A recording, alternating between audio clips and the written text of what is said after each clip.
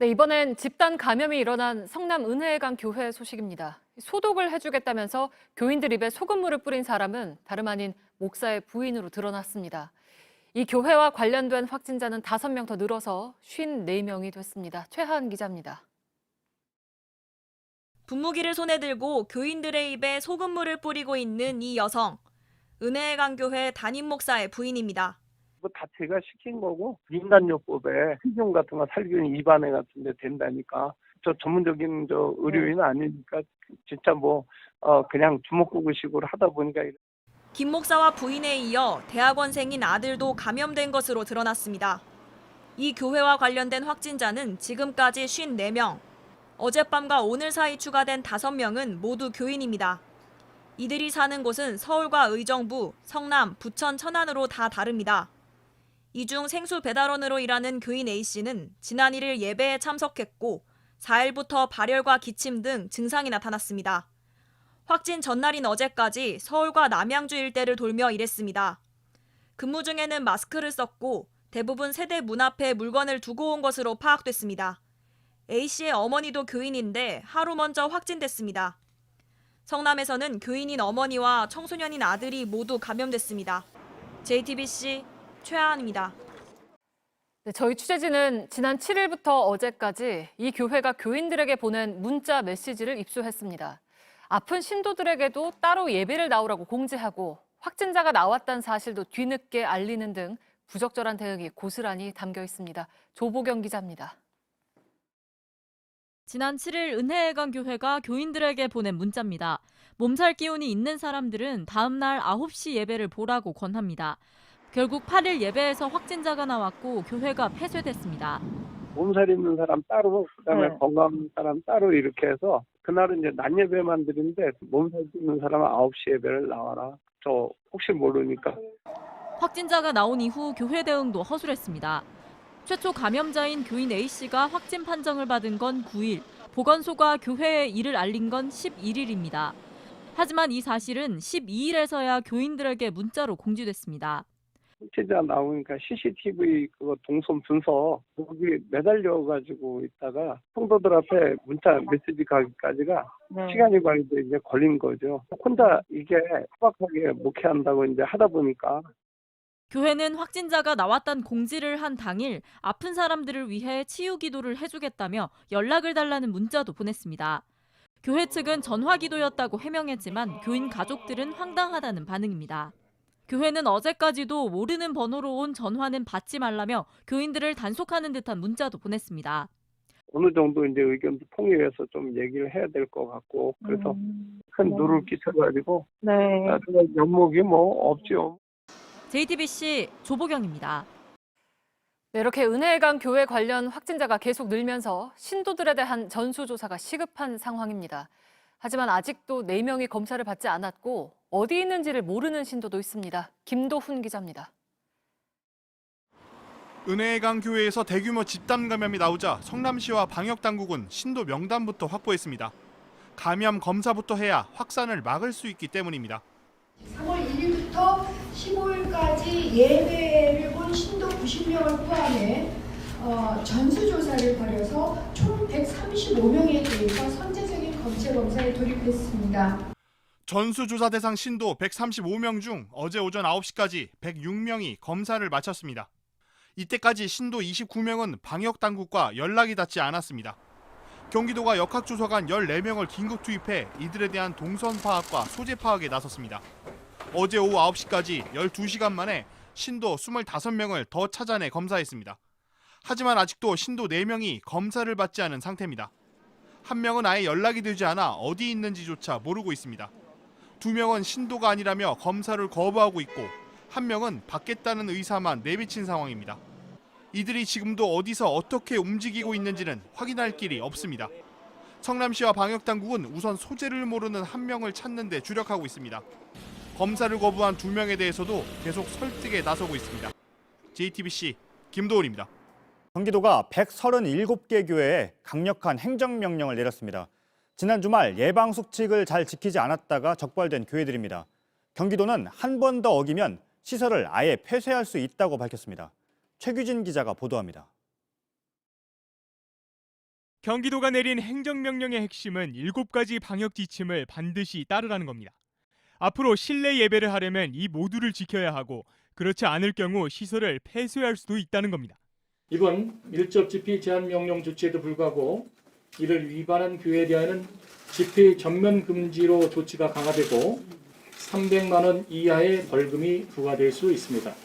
이 행정명령은 경기도 내 모든 교회에 해당하는 건 아닙니다. 지난 주말 예방수칙을 위반했다가 적발된 137개의 교회가 대상입니다. 앞서 경기도는 종교시설에 자발적인 협조를 요청한 바 있습니다. 하지만 집단 감염이 이어지고 있어 불가피하게 내린 조치라고 경기도는 설명합니다. 이를 위반하면 법적 조치도 할 예정입니다. 확진자가 발생하는 경우 감염원에 대한 방역비와 감염자 치료비 등 재반 비용에 대한 구상권이 청구될 수 있습니다. 지자체가 신천지 교회 외에 종교시설에 행정명령을 내린 건 이번이 처음입니다. 이재명 지사는 국민의 생명이 우선이라며 모두가 고통을 분담해야 한다고 말했습니다. JTBC 최규진입니다. 지난 주말 수도권의 교회 3곳 가운데 1곳 정도가 모여서 예배를 했습니다. 왜 이렇게 고집을 하는지 이해할 수 없다는 비판이 나오고 있습니다. 이수진 기자가 중소형 교회의 목사들을 만나서 물어봤습니다. 정부 권고대로 온라인 예배를 시도해봤지만 기술적인 문제에 먼저 부딪혔습니다. 유튜브로 실시간 영상 예배를 드리려고 했더니 그게 안 되더라고요. 그게 구독자가 1000명 이상이 돼야 실시간으로 방송이 되고 한 50명 정도 나오셨는데 매달 꼬박꼬박 나가는 임대료와 관리비도 현장 예배를 고수하는 현실적인 이유입니다. 전기라든지 수도, 전반적인 어떤 관리 그런 비용이 이제 아무래도 온라인 예배로 되고 하다 보면 또 성도 수가 그만큼 더 많이 줄고 하다 보니까 관리 차원에서 이제 조금 그런 부분이 너무 좀 현장 예배를 하는 것이 교회 본분이라는 원칙을 내세우기도 합니다. 하나님이 교회에서 예배 드리기를 원하시고 그래서 임하시는 하나님의 그 임재하심이 좀 덜할 거라는 생각해요. 많아야 10명 정도의 사람들만 모이는 소규모 교회라 철저하게 소독해 예방할 수 있다고 말합니다. 손잡이 같은데 그 소독약 뿌리고 하나님께 이제 기도하면서 그렇게 가고 있어요. 사람이 모이는 곳이 교회뿐이 아닌데 지자체 차원에서 예배를 하지 말라는 건 과하다고 주장하기도 합니다. 교회에 들어오는 아니죠. 나이트클럽이고 뭐고 전체가 다 문닫아야 돼. 하지만 신앙의 자유와 종교 행사의 자유는 엄연히 다르다는 비판이 계속 나옵니다.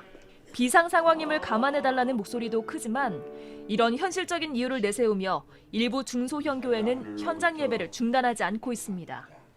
JTBC 이수진입니다. 다 이런 건 아닙니다. 예배당에 모이지 않고도 신앙을 실천하는 교회도 있습니다. 정해진 시간에 집에서 예배를 보고 설교문은 메신저로 미리 공유합니다. 박민규 기자입니다. 모여 앉아 눈을 빛내던 아이들도 성경 공부를 이끌던 어른들도 이제 예배당에 오지 않습니다.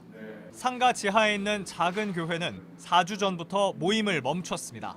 목사가 그 예배를 이끌어야지만 그게 예배라고 이야기하는 것은 아니거든요. 우리의 진정한 예배는 그런 프로그래머화된 그런 시스템에 있는 것이 아니라 우리의 진정한 마음에서 20여 명이 모였던 주일 예배와 성경 공부, 매일 하던 기도 모임도 이 교회에선 하지 않습니다. 대신 집에서 예배를 봅니다. 정해진 시간에 예배당이 아닌 식탁에 모여 앉습니다. 준비한 설교문과 교회 소식을 담은 주보는 휴대전화 메신저로 미리 공유합니다. 전화로 안부를 묻고 얼굴은 영상통화로 봅니다. 민상이 민우 어때요? 안녕. 민상. 안녕. 월세와 관리비에 목회자 월급 10만 원을 더하면 운영에 드는 돈은 매달 150만 원 정도. 대부분 교인들의 11조 헌금으로 충당해 왔습니다. 지금의 위기는 견딜 수 있다고 말합니다. 경제적으로 굉장히 어려움에 처한 국민들이 많은데 교회 재정의 문제 때문에 어려움이 있다라고 이야기한다라는 것은 설교와 기도문을 온라인으로 나누고 일부 교회는 아예 차를 타고 모이는 드라이브인 예배까지 시도하고 있습니다. JTBC 박민규입니다. 해외에서도 종교 행사나 모임을 강하게 막는 나라들이 나오고 있습니다. 한꺼번에 많은 사람이 모인 뒤에 감염이 확산되는 경우가 많기 때문입니다. 윤세민아 기자입니다. 독일의 쾰른 대성당입니다. 평소라면 신도들과 관광객들로 가득 찼을 예배당이 텅 비었습니다. 코로나19 바이러스가 전파될지도 모른다는 우려에 성당이 자체적으로 예배를 취소했기 때문입니다. Wenn viele Gläubige zusammen sind, dann ist das auch so, dann haben wir ein größeres Risiko. Also ich finde, die Maßnahme ist drastisch, aber zum Schutz der Menschen ist sie richtig. 독일 정부 차원의 조치도 뒤따랐습니다. 현지 시간 16일부터 교회와 유대교 회당, 이슬람 사원 등 모든 종교시설에서의 모임을 금지했습니다. 실제로 종교 행사 뒤 집단 감염이 발생해 정부가 나선 경우도 많습니다. 말레이시아에선 수도 쿠알라룸푸르의 이슬람 사원에서 종교 행사가 진행된 뒤 참석자 200여 명이 집단 감염됐습니다. 결국 정부는 이슬람교 합동 예배를 열지 못하게 했습니다. 확진자가 10,000명을 훌쩍 넘어선 이란에서도 바이러스 확산을 막기 위해 이슬람 시아파 성지 등을 폐쇄하며 성지 순례를 아예 금지했습니다. JTBC 윤세민입니다. 코로나19는 전 세계 종교의 모습도 조금씩 바꿔놨습니다. 사람들이 몰리는 행사를 마다하고 가톨릭에서도 그리고 이슬람에서도 홀로 기도하고 묵상하는 풍경이 만들어지고 있습니다. 권근영 기자입니다. In questa situazione di pandemia, nella quale ci troviamo a vivere più o meno isolati, 교황은 신자들이 없는 텅 빈 곳에서 카메라를 향해 강론했습니다. 평소 같으면 사람들로 꽉 찼을 바티칸의 성 베드로 광장도 감염병 우려로 폐쇄됐습니다. 이런 때일수록 교회의 가치를 재발견할 수 있다고 말한 교황은 500년 전 페스트가 로마를 덮쳤을 때 신자들이 모여 기도했던 성당을 찾았습니다. 꽃을 바치고 또 홀로 기도했습니다. 이슬람의 성지인 사우디아라비아 메카. 평소 같으면 발 디딜 틈 없이 사람들이 모이는 이곳도 텅 비었습니다. 사우디아라비아는 열흘 전 성지 순례 중단을 선포했습니다. 메카의 이슬람 사원인 그랜드 모스크 중심에 있는 검은색 육면체인 카바도 소독을 위해 순례자들을 내보냈습니다. 터키에서도 이슬람 사원에 모여서 예배할 수 없게 됐습니다. 터키 종교청장은 이슬람은 인간의 생명을 위협하는 관행을 허용하지 않는다고 설명했습니다. 미국 플로리다주에선 교회 주차장에 모여 차 안 라디오로 설교를 들으며 예배에 참여하는 풍경도 펼쳐졌습니다. JTBC 권근영입니다.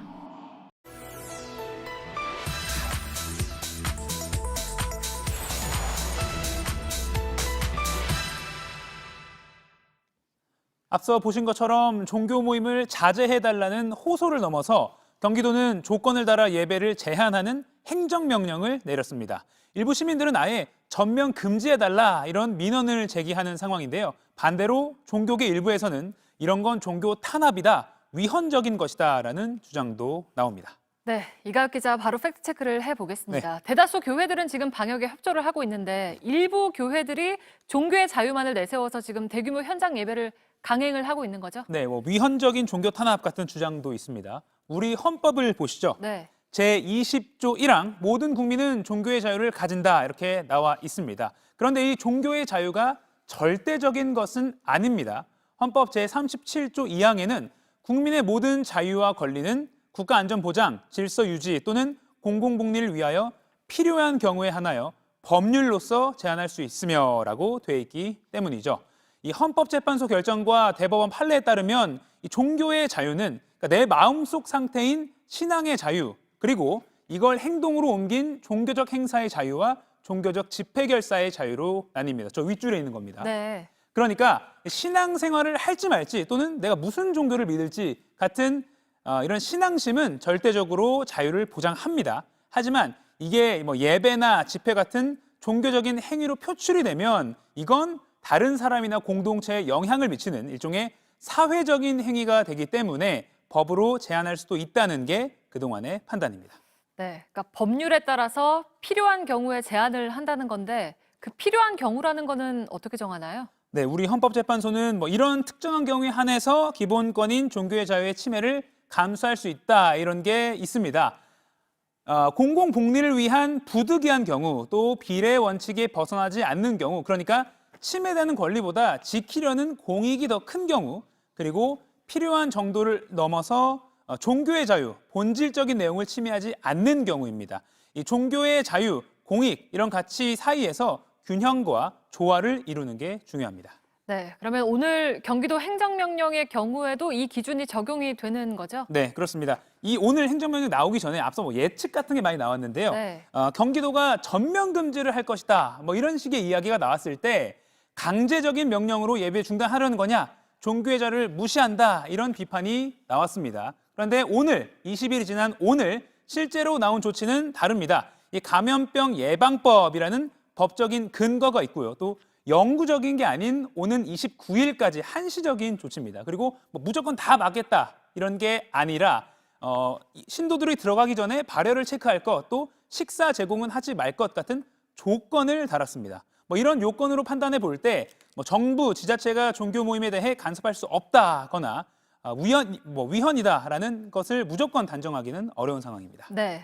그러니까 명확한 전례가 좀 없어서 논란인 건데 이 논란이 사실은 해외에서도 지금 일고 있잖아요. 네, 우리처럼 뭐 사회적 거리두기 뭐 유럽, 미국 많이 하고 있는데 대표적으로 미국 사례를 들면요. 뭐 지역마다 논란이 되는 상황입니다. 예를 들어서 텍사스주 오스틴시에서는 250명 이상의 모임은 종교 예배든 뭐든 다 금지했습니다. 그런데 오하이오주는 좀 다릅니다. 모임 금지 명령을 내렸지만 종교 집회는 예외로 했습니다. 그리고 온라인에서 여러 상황을 살펴보면 행정명령에 불복하면 처벌받을 수 있으니까 항의하기 전에 법률 상담을 받으라거나 아니면 뭐 교회가 자체적으로 상황을 판단해서 적용할 수 있는 예방 수칙 이런 걸 만들어 놓은 것도 볼 수가 있습니다. 네. 그리고 오늘 경기도 기독교 총연합회가 뭐 감염병 예방을 위해서 잘 협조하자라는 네. 취지의 입장을 내기도 했죠. 네. 네, 팩트체크 이가혁 기자였습니다.